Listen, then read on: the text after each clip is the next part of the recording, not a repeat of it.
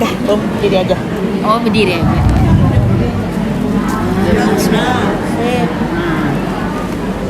Mohon izin berdiri.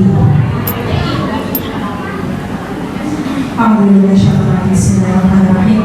Assalamualaikum warahmatullahi wabarakatuh.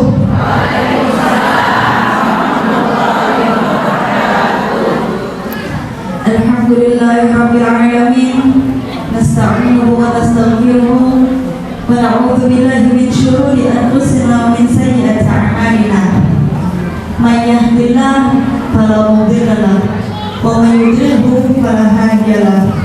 Asyhadu an la ilaha illallah wahdahu la syarika lahu wa asyhadu anna Muhammadan 'abduhu wa rasuluhu la nabiyya ba'dahu.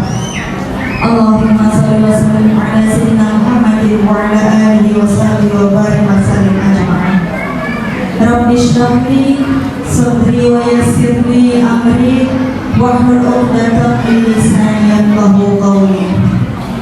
Subhanaka la ilma lana illa ma 'allamtana innaka antal alimul hakim. Amma ba'd. Yang terhormat kepada Ketua Kepala RT Kepala Desa Tanjung, yang terhormat kepada Ketua Panitia peringatan acara Nabi besar Muhammad SAW, yang terhormat kepada anggota Maulid Haji Al-Jihadillah yang ada di sini, yang terhormat para tamu undangan, ibu-ibu sekalian dirahmati Allah, khususnya yang terhormat kepada alim ulama, tokoh agama yang ada di sini, yang pengajar alim bata atau pengajar madrasah diniyah ataupun yang mengajar agama keseluruhan ulama. Karena mereka adalah orang-orang yang telah disebutkan Allah dalam Al-Quran. Yarfa'ina lilladzina amanu minkum walladzina utul ilma darajat. Allah mengangkat orang-orang yang beriman di antara kalian dan orang yang berilmu beberapa derajat. Di sini disebutkan dari Sayyidina Umar bin Khattab bahwasanya derajatnya di sini adalah beberapa derajat, bukan derajat. Yaitu satu derajatnya itu kata Sayyidina Umar bin Khattab adalah perjalanan 500 tahun. Nah, jadi orang alim, derajat orang alim lagi, ulama-ulama orang awam. Man zara aliman faka'anna mazarani. Barang siapa yang menziarahi orang alim, maka dia seperti menziarahi aku. Man safaha aliman faka'anna masafahani. Barang siapa yang bersalaman dengan orang alim, maka dia bersalaman denganku, kata Nabi. Man jalasa aliman, barang siapa yang duduk-duduk bersama Nabi, faka'anna majalasani, maka dia telah hidup juga bersamaku. Man jalasani kuntu lahu jalisatul jannah. Barang siapa yang duduk-duduk bersamaku, kata Nabi, adalah entar aku di akhirat duduk bersama dia. Jadi banyak banget utamanya para ulama warasatul anbiya, ulama waris para nabi dan lain-lain. Alhamdulillahirabbil alamin. Pertama-tama kita ucapkan demi syukur kita kehadiran Allah Subhanahu wa taala, yang mana berkat Allah lah kita sekarang berada di tempat yang mulia ini, yang penuh keberkahan, tempat yang istimewa. Berkat taufik hidayah Allah lah kita bisa melangkahkan kaki sampai ke Masjid Al-Jihad ini. Seandainya kita cuma dapat hidayah, kemungkinan kita hanya sampai meletakkan niat aja dari rumah. Tapi kalau tidak dapat taufik dan hidayahnya, mungkin kaki kita belum sampai melangkah sampai sini. Alhamdulillah. Yang kedua, sholawat serta salam tidak lupa kita haturkan kepada baginda Nabi besar Muhammad SAW, yang mana berkat beliaulah kita sekarang berada di zaman yang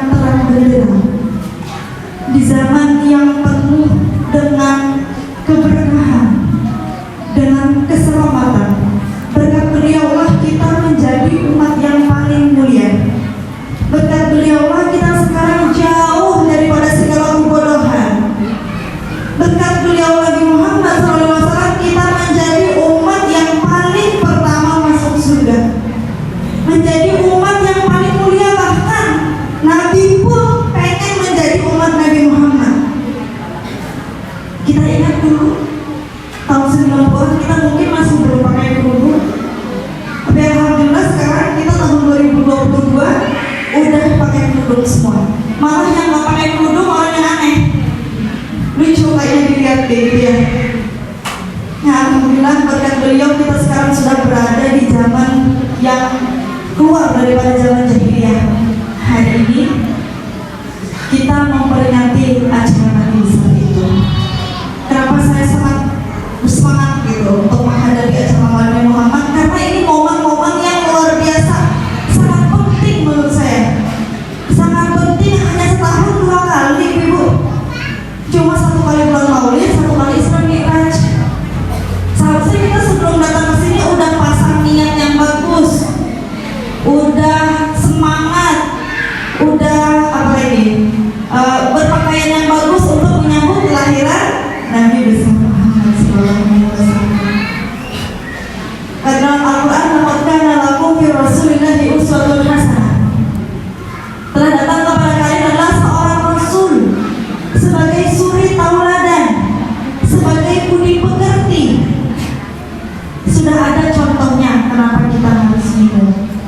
Maksudnya adalah agar kita bisa mengikuti jejak Nabi Muhammad SAW dari bangun tidur sampai tidur lagi. Kita ini loh Bu punya idola. Jangan mengidolakan Lesti. Iya, coba kan kemarin waktu ada berita-berita viralnya itu semakin pian membaca pian semakin dalam beritanya. Ya kan? Ada pepatah tak kenal maka yang itu benar sekali. Makanya momen-momen peringatan seperti ini sangat penting karena kita pengen mengenal Nabi kita, Nabi besar Muhammad SAW, yang mana Allah setiap kali menyebutkan nama beliau selalu ada kerinduan. Allah adalah orang, termasuk salah satu orang yang selalu mengkampanyekan tentang cinta kepada Nabi Muhammad SAW, tentang yang menuju jalan Allah dengan cara mencintai Nabi Muhammad SAW. Kenapa? Karena saya tahu, karena ulun kenal Nabi Muhammad SAW adalah orang yang paling mencintai kita di muka bumi ini, bukan orang tua kita. Asal kita tahu, Rasulullah orang paling mencintai kita. Kenapa? Karena Rasulullah hidupnya itu 1400 tahun yang lalu, tapi beliau selalu menyebut nama kita. Bahkan ketika beliau mau meninggal, siapa yang disebutkan? Ummati 3 kali. Waktu itu sebelum beliau meninggal, Jibril datang. Orang ulama aja ketika mau meninggal dia sudah bisa lihat surganya. Apalagi Rasulullah, ya kan? Sebelum Rasulullah meninggal itu surganya dihias, surganya di bidadari sudah menunggu. Tapi Rasulullah waktu itu belum bahagia. Kata Jibril, kenapa ya Rasulullah kamu masih belum bahagia padahal sudah disiapkan surga untukmu? Apa kamu tidak senang untuk menghadapi Allah? Kata Nabi, bukannya aku gak senang, tapi aku sampai saat ini belum mendapat kabar gembira. Apa itu? Kabar yang sangat menggembirakan aku ialah ketika tidak ada satupun umatku di muka bumi ini yang masuk neraka. Itu adalah yang paling dikehendaki Nabi untuk kita. Pian-pian ini adalah orang-orang yang paling mencintai Nabi. Tapi pian sadar gak? Sadar gak selama ini pian termasuk orang yang disebutkan Nabi dalam doa, yang diingat-ingat Nabi, bahkan para sahabat pun cemburu. Nabi pernah menangis luar biasa saking kangennya sama kita. Sampai kata para sahabat, siapa yang kau kangeni Nabi? Kok sampai menangis terseduh-seduh, sampai banjir air mata beliau? Haulai muqarrabun, apakah dia orang-orang yang dekat sama Allah? Bukan. Apakah para sahabat? Bukan. Karena sahabat setiap hari ketemu.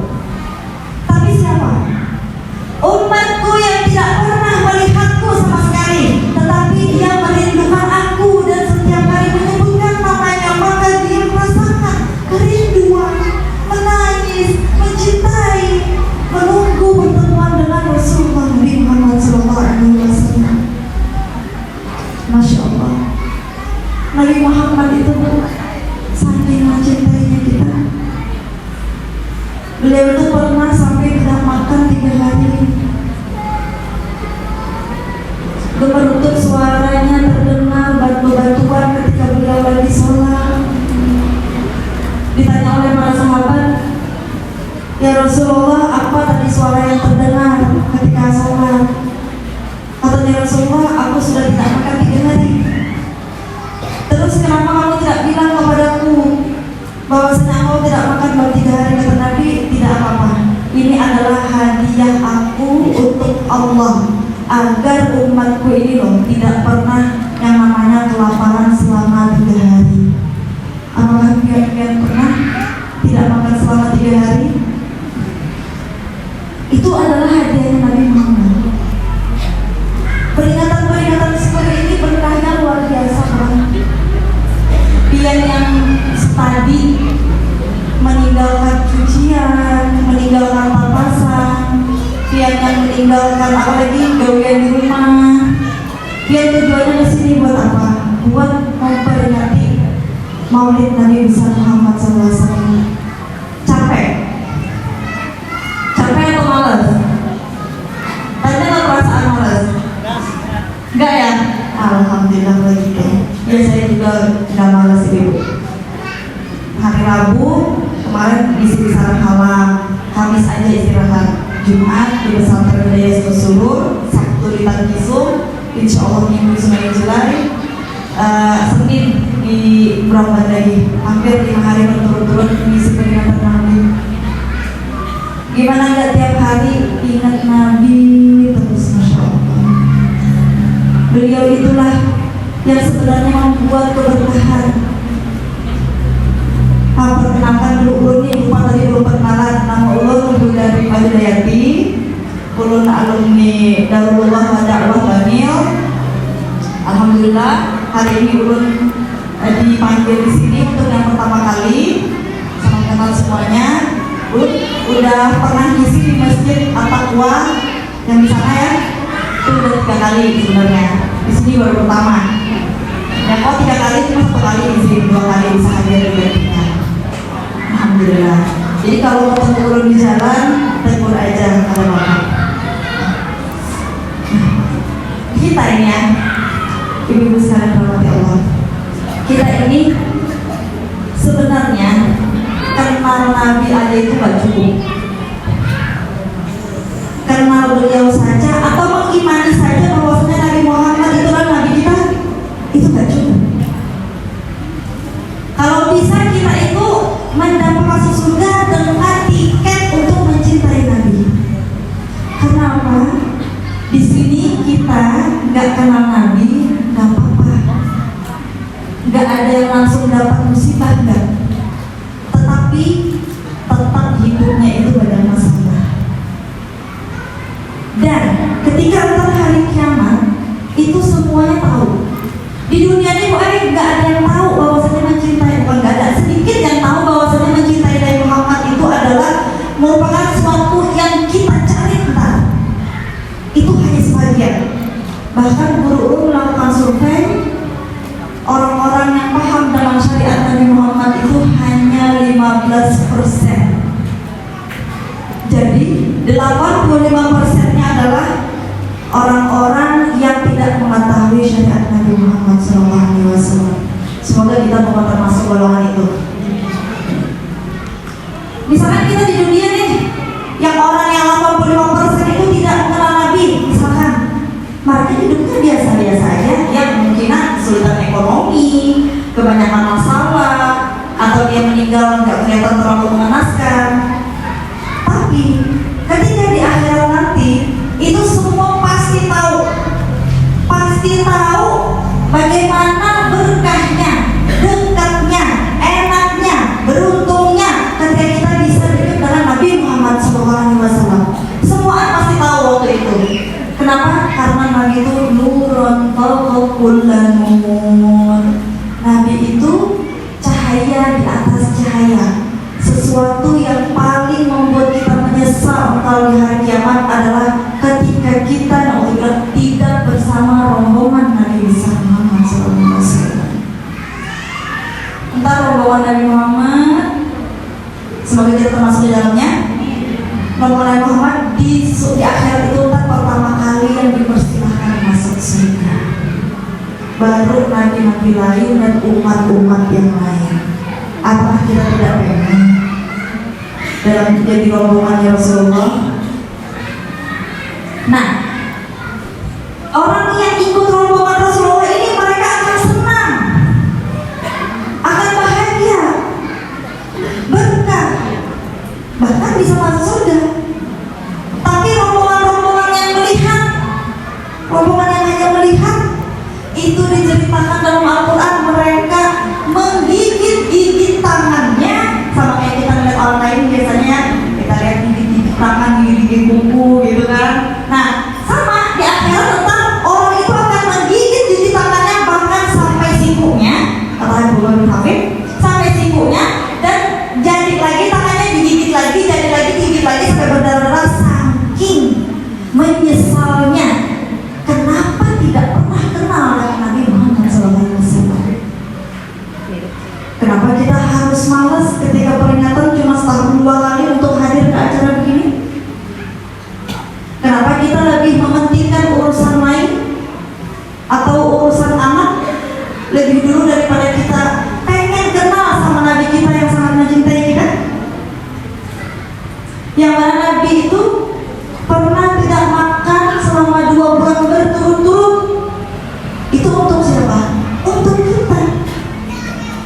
Rasulullah pernah ketika mau meninggal cuma makan kurma dan air selama 2 bulan berturut-turut. Itu hikmahnya apa?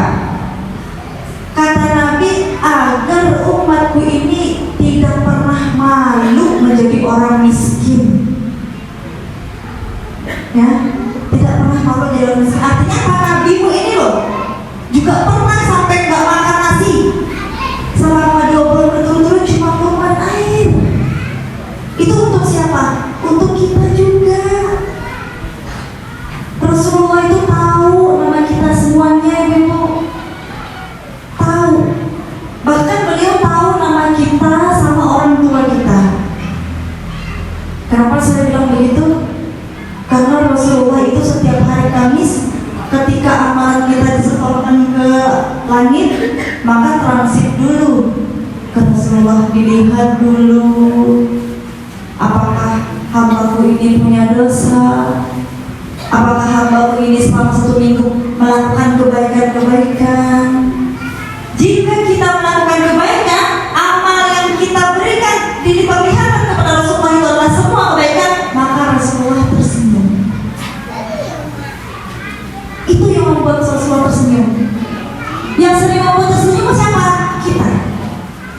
Yang membuat Rasulullah menangis siapa? Kita juga. Ketika catatan amal kita pada minggu itu adalah banyak kejelekan, maka Rasulullah yang pertama kali menangis, ya Allah, ampunilah dosa hambaku, ampuni dosa hambaku, sampai 3 kali beliau terus mendoakan agar hambanya ini diampuni dosanya. Saya pernah dengar cerita ada seseorang Badui. Orang Badui itu orang kampung, orang pedalaman. Orang kampung pedalaman itu beda sama orang kota. Orang kota itu cara bicaranya beda, cara pikirnya beda. Tapi kalau orang kampung juga beda, pasti beda caranya.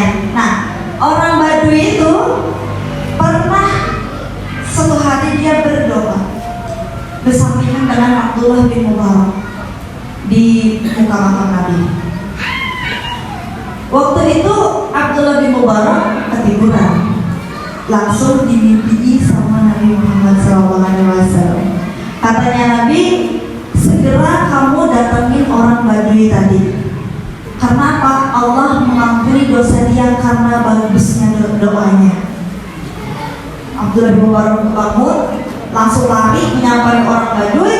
Terus dia mengatakan, wahai orang Badui, aku penasaran apa yang kamu doakan, sehingga aku dimimpi Rasulullah barusan untuk bertanya kepadamu apa yang telah engkau doakan, kok kamu diampuni dosa-dosanya karena doamu itu sangat bagus. Nah, kata orang Badui, biasa aja, kamu gak terlalu bisa doa, sama aja kayak doa-doa orang. Gitu katanya orang Badui. Masa? Nggak mungkin, soalnya ini Rasulullah yang nyuruh agar nanya padamu doanya seperti apa. Kok bagus Katanya orang Badui, aku hanya berdoa, ya Allah, ampuni dosa-dosaku, karena jika aku berdosa, maka yang paling sedih adalah kekasihmu Nabi Muhammad SAW. Bayangkan, seyakin itu orang Badui terhadap cinta kepada Nabi aja bisa masuk surga, bisa diampuni dosa. Terus kita udah sampai segitu nggak mikirnya? Ya Allah, ampuni dosa ulun ya Allah, karena kalau ulun berdosa pasti kan Nabi Muhammad yang paling repot, Nabi Muhammad yang paling sedih. Kalau ulun berdosa, Nabi Muhammad yang paling sakit hati. Badui aja mikirnya sampai kayak gitu. Jikanya aku berdosa, dosaku tidak diampuni, maka Nabi Muhammad yang paling sedih, tetapi setan yang paling bahagia. Dan jika aku diampuni, maka Nabi Muhammad kekasihmu adalah orang yang paling bahagia, dan setan yang paling menderita. Tahu nggak? Ternyata doa itu diterima sama Allah. Benar apa? Berkat cinta Nabi Muhammad SAW. Makanya saya di mana-mana pun mengkampanyekan tentang cinta Nabi Muhammad SAW. Pengen menuju jalan Allah, melewati cinta Nabi Muhammad SAW. Kenapa? Karena menurut ulun tuh sangat masih banyak yang belum tahu. Kalau dia tahu, pasti dia malu melakukan kemaksiatan, malu melakukan kejahatan, malu tidak melakukan apa yang telah disyariatkan Nabi. Nabi mensyariatkan seperti apa? La yu'minu ahadukum hatta yuhibba akhihi ma yuhibbu li nafsihi. Kata Nabi, tidaklah beriman kalian sampai kalian itu mencintai saudara kalian seperti kalian mencintai diri kalian sendiri. La yu'minu ahadukum hatta yukrimu jarahu. Tidaklah kalian itu beriman kecuali kalian telah memuliakan tetangga. Banyak lagi, tidaklah kalian beriman kecuali kalian adalah memuliakan tamu. Nah itu tuh semua adalah syariat-syariat Nabi Muhammad yang seharusnya kita lakukan. Tapi kita itu masih banyak belum tahu, karena belajar tentang Nabi Muhammad setahun cuma 2 kali. Ya kan? Sedangkan katanya guru itu Habib Sigap Baharun, orang yang tidak pernah ke majelis taklim, orang yang ke majelis taklimnya jarang-jarang lah intinya, itu hatinya kering. Hati itu kayak ladang, kayak tanah. Kalau tidak sering disiram-siram, dia kering lagi. Dan nyiramnya itu seminggu minimal 2 kali. Karena apa? Manusia itu makhluk khotok wan nisyan. Manusia itu tempatnya salah dan lupa. Ini nah, ulun kisahnya tentang Nabi Muhammad SAW. Tapi paling 3 hari, insya Allah masih ingat. Apa ingat? Ulun tidak yakin. Bisa tinggal lagi yang Allah sampaikan. Makanya oleh karena itu, minimal biar rajin deh ke majelis 1 minggu 2 kali. Gak usah ngurus laki-laki atau gak usah ngurus suami pian mau majelis apa kadang karena rata-rata majelis itu dipenuhi perempuan. Laki-laki jarang. Tapi gak apa-apa, kita mau ke surga itu tidak ada urusannya. Laki-laki itu, suami itu adalah jembatan. Orang tua, anak itu adalah jembatan kita atau tempat ujian kita. Biar gak sakit hati lagi hidup di dunia. Entar ada punya masalah sama suami, punya masalah sama orang tua, punya masalah sama anak, itu anggap aja semua itu jembatan. Jembatan kita untuk mendapatkan ridho Allah, untuk mendapatkan ridho Rasulullah. Contohnya seperti apa ini? Misalkan siapa sih yang punya anak di pondok? Ada ya? Nah banyak. Ini yang anak-anak di pondok nih, kita ketika ada kunjungan biasanya kita bawakan bekal, ya kan? Mesti kita pengen bawakan bekal yang paling enak, yang paling bagus, yang paling mahal lah kalau bisa gitu. Pengen nyenengkan anak, ya kan? Ya. Nah, begitu juga sebenarnya ketika kita pengen mempersilahkan amal kebaikan kita kepada Allah. Maka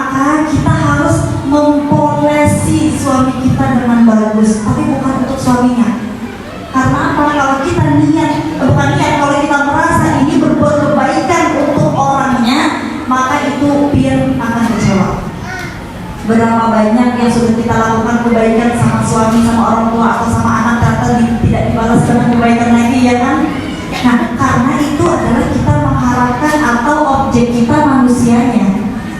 Tetapi jika kita ingat, oh saya berbuat baik ini kepada suami karena Allah, saya berbuat baik ini kepada orang tua karena Allah, karena Rasulullah, saya berbuat baik ini kepada anak karena Allah dan Rasulullah, maka walaupun tidak dibalas, itu insya Allah dia tidak akan kecewa, karena targetnya yang dia lihat bukan manusianya lagi, tetapi Allah Subhanahu wa Ta'ala. Tapi beda, ibu-ibu sekalian, beda. Bedanya di mana? Kalau yang kita buat baik itu adalah kepada Rasulullah, itu maka rasanya beda. Karena Rasulullah berjanji, Rasulullah itu tidak pernah berdusta. Ana khairul mukafi. Kata Rasulullah, saya itu adalah orang yang paling baik membalaskan budi. Barang siapa yang berbuat baik padaku, barang siapa yang mencintaiku, maka pasti akan aku balas. Rasulullah itu orang paling bisa membalas budi. Bahkan kata Rasulullah, kamu itu berbuat baik aja kepada semua orang. Kalau orang itu nggak balas, ntar aku yang membalaskan kebaikannya itu. Nah, itulah Rasulullah, beda sama manusia biasa. Rasulullah itu sangat mencintai kita dan pasti membalas apapun semua yang kita lakukan, kebaikan-kebaikan kepada orang-orang yang di sekitar kita. Hendaknya kita selalu mengenali beliau. Kita datangi majelis-majelis yang mengucapkan Nabi Muhammad SAW. Kita datangi peringatan-peringatan seperti ini terus, jangan sampai ada yang absen. Kecuali udah habis kontrak di dunia, kontrak hidup, baru nggak bisa datang. Tapi kalau masih ada kontrak hidup, datang aja terus. Karena memang kumpulan-kumpulan seperti ini yang kita rindukan ketika di padang mahsyar. Ya tarattabu bi ijtima'il ati. Kumpulan-kumpulan kayak gini itu sebenarnya ada kaitannya dengan perkumpulan entar dan juga perkumpulan sebelumnya. Jadi dulu itu kita ya, sebelum di alam jasad, kita itu berada di alam arwah, alam ruh. Ulun 30 tahun, dia misalkan 50 tahun, waktu di alam ruh kita masih umuran. Semuanya sama, cuma sudah diatur Allah di bawah mahfud, ini lahirnya sekian, tanggalnya, ini keluarnya sekian, meninggalnya sekian. Nah, pada di alam arwah itu diciptakan manusia itu barengan semuanya, bimbayang semua diciptakan. Setelah diciptakan, itu ada di surat Yasin yang biasa baca itu, alam ahad bikum ya bani Adam, ada takut syaitan, inna syaitan lakum mubin. Ya, katanya Allah, apakah dulu, ingatkah kamu dulu kita pernah bikin perjanjian? Bikin perjanjian itu Allah menyebutkan alastu birabbikum. Kita waktu di zaman ruh dulu, semuanya diciptakan dari zaman Nabi Adam sampai di akhirat, sampai hari kiamat, dikumpulkan semuanya, terus kita bikin perjanjian sama Allah, alastu birabbikum. Kata Allah, apakah aku ini Tuhanmu? Katanya Nabi, ana awwalu man qala bala. Aku adalah orang yang pertama kali yang mengucapkan iya ya Allah, Engkau adalah Tuhanku. Tapi kita lupa, kita nggak tahu. Tapi yang bikin tahu apa? Yaitu sirahnya atau sejarahnya tentang kita di alam ruh. Setelah sudah ada, diciptakanlah dunia, bumi, diciptakan Nabi Adam, ditiupkan ruh satu persatu sampai hari kiamat. Nah, sekarang ini perlu kita ketahui, perlu kita sadari bahwasanya kita sekarang berada di alam jasad. Jadi ruh kita itu emang sudah hidup dari dulu sampai sekarang ini. Ruh yang ada dalam badan kita. Tapi ruh saat ini lagi nempel ke jasad. Jasad yang dipinjami Allah sekitar 50 sampai 80 tahun. Setelah itu bonus. Nah, Pian kan tahu berapa umur Pian sekarang. Kalau bertanya berapa umur sekarang bisa jawab. Tapi kalau bertanya berapa sisa umur Pian, nggak ada yang bisa jawab. Iya,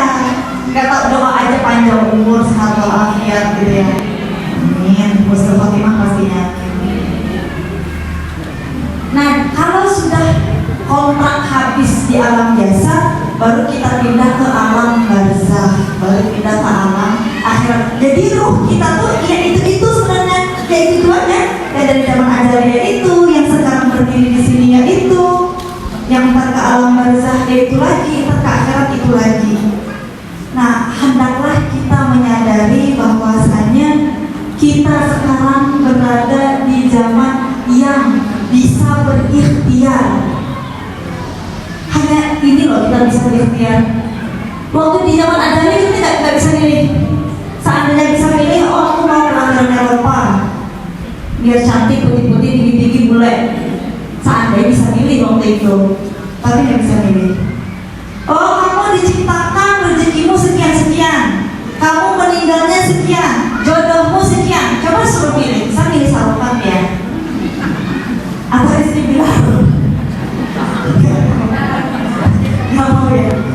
Nah itu kita nggak bisa milih. Hanya di zaman ini, di jasa bersyukur, kalau kita masih nempel sama jasa kita ini, kita bisa milih apa yang harus kita kerjakan saat ini. Dia mau ke jalan kanan, apa ke jalan kiri. Dan itu aja pertanyaannya. Kalau dia mau ke jalan kanan, lakukan semua apa yang di jalan kanan. Kalau dia mau ke jalan kiri, lakukan semua apa yang di jalan kiri. Tapi kita masih bisa memilih, why? Contoh, hari ini tadi Bian antara dua acara misalkan, satu acara maulidan, satunya lagi acara infotainment. Pilih yang mana? Bisa milih, ya kan? Oh, saya mau punya anak 2, saya mau punya anak 3, saya mau punya suami 1. Jangan lebih. Kalau bisa, itu bisa milih di zaman ini.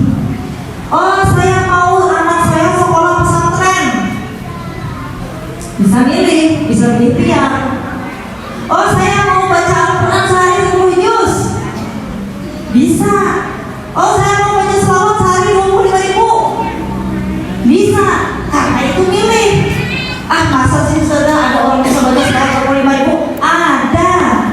Saya pernah ketemu orangnya, Ustazah Syarifah Ummu Badir Harun. Beliau gak kurang dari 24.000 insya Allah setiap hari salawatnya. Masa sudah ada orang bisa ngaji Al-Quran 10 juz sehari? Ada. Saya juga ketemu orangnya, Ustazah Syarifah Khadijah Ridwan, 3 hari sekali khatam. Bisa gak? Beliau ini bisa, masa kalian gak bisa? Sama aja sih belum. Tapi niat dulu, insya Allah niat. Mau gantor di umur yang sudah 40 tahunan, bisa lah baca Quran 10 juz sehari, salawatnya 25.000 sehari. Salawat itu 1000-nya 15 menit kalau baru. Kalau sudah terbiasa baca salawat paling 10 menit dapat 1000. 1 jam bisa dapat 4.000 sudah. Jadi 6 jam aja selain tidur bisa dapat 25.000. Tapi bener, Sayyidah Rabi'ah Adawiyah juga sama 25.000 per harinya baca salawat. Orang taunya Sayyidah Rabi'ah Adawiyah itu terkenal dengan kecintaannya kepada Allah, padahal beliau itu juga sengaja bersama Rasulullah. Baca salawatnya sampai 25.000 per harinya. Sampai beliau ditimang Imam Hasan Basri yang dulu sangat terkenal keilmuannya. Ternyata beliau menolak karena pengen selalu berduaan sama Allah dan cinta sama Rasulullah, kan mau diganggu. Ada bisa 25.000 sehari baca salawatnya. Kalau ini pola ya, pola Mas'ul itu rumus. Kalau yang pengen dekat sama Rasulullah, pengen mimpi Rasulullah, dia lakukan 25.000 sehari. Ini sudah ada yang buktikan, artinya berhasil dan bisa bermimpi Rasulullah. Insyaallah selamat. Jangan di bawah itu berarti, karena standarnya emang 25.000. Kalau yang awal 20.000 aja kawan aja. Bila bertemu masih tambah lagi. Kalau Qurannya itu sekitar 10 juz. Nah itu merupakan pola. Pola itu rumus masuk untuk kalau itu bisa kita lakukan, lakukan. Karena kita sekarang berada di zaman ikhtiar. Karena Bu, kalau sudah di alam barzakh, kita sudah tidak ada lagi yang namanya berikhtiar. Jangan, bahkan orang-orang dalam barzakh itu kan menginginkan kembali ke dunia karena saking banyaknya penyesalan-penyesalan yang dilakukan ketika di dunia dalam menyia-nyiakan apa? Menyia-nyiakan apa? Waktu. Betul sekali. Jadi orang-orang yang di alam barzakh, mereka itu pengen kembali karena menyesal telah menyia-nyiakan waktu yang ada di dunia ini. Hendaknya kita sebenarnya setelah keluar pada majelis ini tetap berniat, tetap menginginkan, mencari-cari majelis mana lagi yang ada. Dalam Al-Quran sudah disebutkan, orang yang berilmu dengan orang yang tidak berilmu itu pasti beda. Coba lihat orang-orang yang sering ke majelis, orang yang ke majelis rutin, dengan orang yang di rumah sambil mencari tutur, yang di rumah bertetapas aja tahunya, yang di rumah ada tahu di orang atau bekerja merumpi, lebih banyak berbicara daripada mendengarkan ustaz-ustazah, itu pasti beda. Pasti beda, di hatinya pasti beda. Cara berpikirnya, cara dia menyikapi masalah, cara dia bersosialisasi sama orang, itu pasti beda. Anjuran Nabi adalah walabul ilmi fardhatun ala kulli muslim. Menuntut ilmu itu harus dan wajib atas orang muslim. Kalau pian sudah terlanjur dulu itu misalkan tidak masuk sekolah formal, ya minimal anak-anak pian yang dimasukkan ke dalam pesantren, atau yang paginya sanawiyah, sorenya bisa dimasukkan ke madin, madrasah diniyah. Yang penting ilmu Rasulullah itu jangan dikurangi, karena sekarang pelajaran formal ilmu-ilmu agama udah diminimkan jamnya. Jadi kita pengen belajar agama itu harus di sekolah luar. Kadang kita pas mau sekolah agama nyarinya gratisan, tapi pas sekolah formal yang mahal mau bayar. Jangan gitu ya. Nyari itu gak apa-apa sekolah agama, tapi yang mahal gak apa-apa. Ya, anak saya alhamdulillah John Sademan 1 bulannya aja 1.500.000 SPP-nya aja. Gak apa-apa kalau untuk agama yang mahal-mahal. Jangan yang murah. Saya juga punya HP iPhone. Jangan HP yang biasa-biasa. Kalau untuk agama yang mahal-mahal, tapi niatnya kan untuk agama kebaikan. Kalau pakai mukena yang mahal-mahal, beli punya sahib ini. Kalau mampu, kalau nggak mampu nggak usah. Ya, biasakan kita itu kalau untuk agama itu harus berani bayar mahal.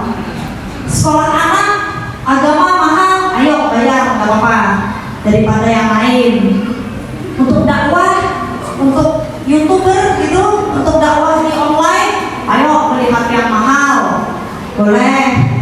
Ya, terus kalau untuk ceramah gitu, pakai baju yang mahal, boleh. Itu diajarkan oleh guru saya juga sebenarnya, karena guru saya itu beli parfum berani yang sampai juta-jutaan kalau buat sholat. Kalau pakai mukena berani beli yang mahal. Alhamdulillah, Masya Allah, sekarang pondoknya saya itu sudah muridnya berjumlah 17.000. Pondok yang dulu saya sekolah di situ sekarang udah 17.000 muridnya. Luar biasa, Masya Allah. Pada zaman saya masih 700 orang. 12 tahun yang lalu saya lulus, itu masih jumlahnya kurang lebih 1.000 orang. Sekarang udah 17.000. Karena Pak berkah di sana sering disebutkan Nabi Muhammad SAW yang punya juga para habaib. Saya juga berterima kasih kepada pesantren yang di Bayhari dulu. Pesantren mungkin kalian sudah tahu ya, pesantren Syuhada yang di Bayhari itu dulu pertama kali buka itu urut muridnya, cuma orang banyak nggak tahu.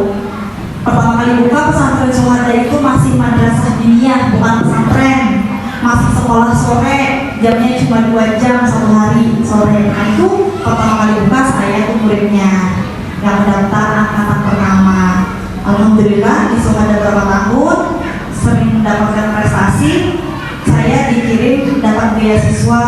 Bangil. Jadi itu beasiswa dari Sumada. Alhamdulillah berkat pesantren. Emang dulu saya pengen sekolah pesantren, tapi dulu tuh gak dikasih izin sama mama. Dulu tuh saya dari SD pengen banget sekolah pesantren. Cuma zaman dulu gak rame pesantren, jadi mama itu gak ngasih izin. Karena katanya kalau ke pesantren masih kecil, apalagi habis SD, mama tuh masih gak bisa nyuci sendiri, gak bisa nyari makan sendiri kan, takut mungkin terkena pergaulan yang malah gak bagus, itu masih kecil. Ya sudahlah, hari itu saya agak sedikit merajuk. Kenapa? Karena saya itu orangnya kalau udah pengen harus terkabul dari kecil, punya keinginan yang kuat gitu. Ketika tentang ya sama mama tuh gak boleh ke pesantren, saya itu merajuk. Kata mama, ya udah masuk sanawiyah aja. Katanya saya gak usah sanawiyah, tanggung SMP aja sekalian. Dulu gitu. Akhirnya masuk SMP. Bener SMP, gak boleh pakai kerudung. Jadi gak pakai kerudung waktu itu malahan. Kelas 2 SMP, boleh peraturan pakai kerudung, baru saya pakai kerudung. Setelah kelas 2, alhamdulillah dapat panggilan dari guru Saripudin bahwasanya kamu dapat beasiswa kalau mau melanjutkan sekolah ke Darul Dakwah atau Darul Bangil. Alhamdulillah kata saya. Berarti itu juga merupakan keberkahan nurut sama orang tua walaupun terpaksa. Hikmahnya, alhamdulillah. Sekarang masya Allah itu pondoknya luar biasa. Mungkin dia yang sering buka di YouTube itu ada website baru. Nah itu murid beliau sudah sampai 17.000. Bahkan dikatakan tahun ini mungkin tidak mau murid lagi karena sudah full dan pondoknya ada 6 buah. Dan itu pondoknya luar biasa mewah. Menurut sekelas hotel, apartemen karena tingkatnya banyak dan fasilitasnya oke semua. Tetapi murah, sangat murah. Cuma mau pakaian dia masuknya yang lain. Tapi masih terjangkau kok. Nah sekarang itu banyak banget sebenarnya pondok-pondok pesantren yang bagus, yang murah juga, yang bagus, yang mahal juga ada. Jadi tergantung dia pengennya masukin anak kemana. Semua bagus. Yang gak bagus itu yang gak mau masukin anaknya ke sekolahan agama gitu. Nah kiranya ini dulu yang bisa saya sampaikan. Semoga yang saya sampaikan ini bermanfaat. Semoga berkah majelis ini. Yang punya hajat segera dikabulkan. Yang punya anak solihah dan solih disolihkan Allah. Yang punya urusan dimudahkan Allah. Yang punya utang segera dilunaskan. Yang belum punya jodoh semoga mendapatkan jodoh. Yang belum punya anak semoga mendapatkan